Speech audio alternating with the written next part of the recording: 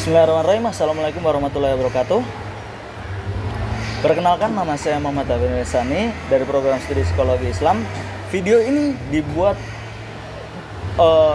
untuk memenuhi tugas UTS dari mata kuliah Filsafat Ilmu, yang mana mata kuliah tersebut diampu oleh Bu Dosen Puput Dwi Lestari. Nah, langsung menuju ke pertanyaan yang pertama. Apa itu filsafat dan filsafat ilmu? Nah, dua hal ini selalu disandingkan, filsafat dan filsafat ilmu. Yang mana filsafat itu adalah segala sesuatu, segala cara berpikir yang untuk mencari sebuah kebenaran gitu. Memikirkan sebuah kebenaran dalam sesuatu hal gitu. Itu adalah filsafat. Kemudian filsafat ilmu adalah ilmu pengetahuan untuk mencari cara apakah yang dianggap benar itu benar. Nah, itu adalah filsafat ilmu. Ya, jadi segala dua hal ini selalu disandingkan. Kemudian saya ada pengalaman sendiri untuk ketika saya di dalam sebuah diklat. Dalam sebuah diklat yang mana di diklat ini terdapat judul dari diklat, yaitu Basic Leadership Training. Ya, Basic Leadership Training yang bertemakan Know Yourself, Improve Your Skill, and Let's Speak. Nah, saya selalu bertanya-tanya, apa yang dimaksud dengan Know Yourself, Improve Your Skill, and Let's Speak? Saya bertanya-tanya dalam pikiran saya, apa ya yang dimaksud ya? Oh, setelah saya berpikir, kemudian timbullah kebenaran dalam hal tersebut. Oh, ternyata ini bagus sekali. Yang mana yang pertama itu adalah know yourself. Know yourself itu ketahui dirimu. Ya. Kemudian ada improve your skill. Nah, yang pertama know yourself, kemudian improve your skill. Tanpa kamu mengetahui diri kamu tidak bisa mengimprove diri kamu sendiri. Nah, kemudian yang ketiga adalah let's speak. Ketika kamu udah mengetahui diri kamu, ketika kita sudah mengetahui diri kita dan mengupgrade diri kita, maka yang harus kita lakukan adalah do it gitu. Mulai apa yang telah kita upgrade tersebut. Nah, kemudian kalau dari segi ontologi, epistemologi, dan aksiologi, dalam program studi saya psikologi Islam, ontologi, apa sih psikologi Islam itu? Nah, psikologi Islam ada karena adanya sebuah permasalahan dalam kejiwaan seseorang. Ya, apa emang jiwa itu ada gitu? Itu dipertanyakan. Akhirnya muncullah psikologi Islam. Kemudian epistemologi dari psikologi Islam, apa sih? Mengapa kok ada psikologi Islam gitu loh? Kenapa ada psikologi Islam? Oh, adanya psikologi Islam itu karena banyak sekali orang-orang yang mengalami gangguan jiwa, mengalami ketidaktahuan terhadap diri mereka sendiri. Akhirnya muncullah ilmu pengetahuan baru ini tersebut. Ya, ilmu pengetahuan yang menjadi turunan langsung dari filsafat. Nah, akhirnya kemudian dicetuskan pengetahuan tersebut dan dikaji oleh beberapa banyak orang, termasuk filosof-filosof. Nah, kemudian muncullah nilai aksiologi dari psikologi Islam. Oh, untuk apa sih aksiologi ini? Untuk apa sih psikologi Islam ini? Psikologi ini untuk apa? Nah, akhirnya muncul psikologi Islam itu ternyata untuk konektivitas antara diri kita dan diri kita sendiri. Nah, sehingga ketika kita selesai dengan diri kita tidak melibatkan terhadap orang lain untuk mengurus diri kita sendiri. Nah, seperti itu. Jadi banyak sekali yang dapat kita ambil dari cara berpikir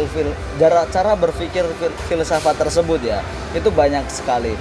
Nah, ini teman-teman, di sini saya ingin membuktikan bahwasanya filsafat itu bisa kok kita terapkan kepada program studi yang lainnya. Nah, di sini saya punya teman yang mana dia akan menjelaskan dalam program studi tersebut. Oke, maka tetap bersama saya and let's speak.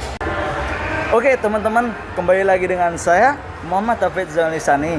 Nah, seperti yang saya bilang tadi, saya akan mewawancarai teman saya, yang mana teman saya ini dari program studi sastra Arab. Nah, kita bisa lah bertanya-tanya tentang aspek-aspek apa sih yang dipelajari di dalam program studi dia, apa sih yang ditekuni, yang menjadi objek kajian dalam program studi yang dia pelajari. Nah, langsung aja nih kita tanya dulu nih. Nah, halo Mbak. Halo. Ya, nih bisa dong kita sharing-sharing ya. Sebelumnya namanya siapa Mbak? Nama saya Radista Indriani. Oh ya, oke Mbak. Saya mau bertanya nih Mbak,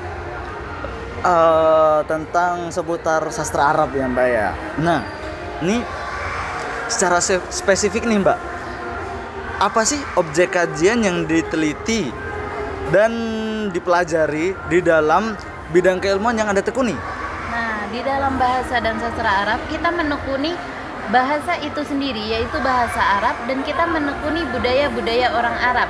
Nah, selain kita menekuni bahasa dan budaya orang Arab, kita juga akan mempelajari bagaimana sih syair-syair orang Arab, dan kita juga akan mengkaji syair-syair mereka, mulai dari syair Abu Nawas dan syair yang lainnya. Oh, berarti gak cuma pembelajaran bahasa Arab, sekedar bahasa Arab aja ya Mbak ya? Oh tidak, kita juga mempelajari bagaimana mengalih bahasakan bahasa Arab tersebut. Oh ya, oke, keren ternyata sastra Arab ya. Terus Mbak, pertanyaan kedua nih, bagaimana nih ilmu pengetahuan yang Anda tekuni tersebut diperoleh? Nah, ilmu pengetahuan tersebut kita peroleh pastinya nomor satu dari siapa? Pak dosen dong. Kita memperoleh dari Pak dosen, Pak dosen, Ibu dosen. Nah, selain itu, karena zaman sekarang AI sudah berkembang pesat, maka kita juga jangan menjadi mahasiswa yang bodoh. Kita harus menjadi mahasiswa yang cerdas. Nah, bukan pinter loh ya, tapi cerdas. Gimana sih gitu? Dengan cara kita mencari semua informasi tentang seputar program studi kita di AI tersebut, entah dari website, entah dari jurnal, entah dari skripsi orang lain, atau dari manapun itu. Yang penting kita mendapatkan ilmu itu. Apalagi ilmu itu kita harus membaca kan, karena membaca itu jembatan ilmu. Oh iya, bener banget Mbak, harus banyak-banyak membaca ya Mbak, terutama sastra ya Mbak, biar dapat bayangannya.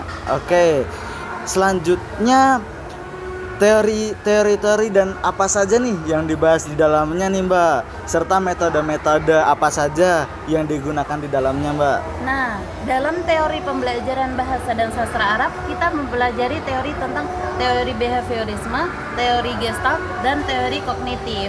Nah, tetapi dengan metodenya kita mempelajari metode mustakili. Apa sih metode mustakili itu?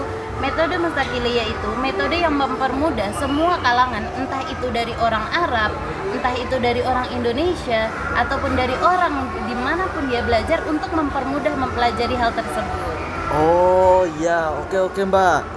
Nih selanjutnya nih Mbak, bagaimana Anda menerapkan keilmuan yang sudah Anda tekuni atau pelajari dalam kehidupan sehari-harinya Mbak?